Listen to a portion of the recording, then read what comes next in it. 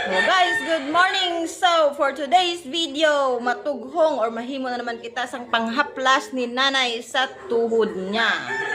Yan, may himag! At syempre, may olive oil. Yan.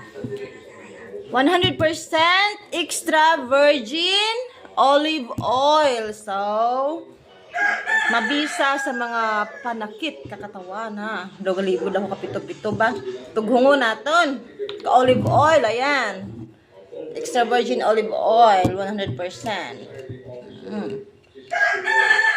Olive oil, may antioxidant man daya. Ayan. Good for the bones para parang ano siya. Maka-prevent or lower ka sakit, ka pain, parang pain reliever din pag hinaplas. Tugungo natin.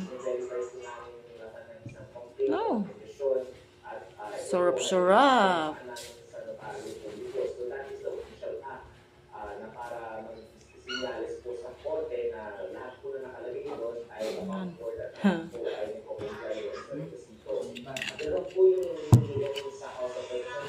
Tapos, shake naton. Ang sulod na ka dyan, himag, kag, ang mga kahoy-kahoy.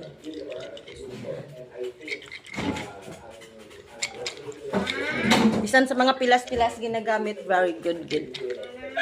Yes, baby?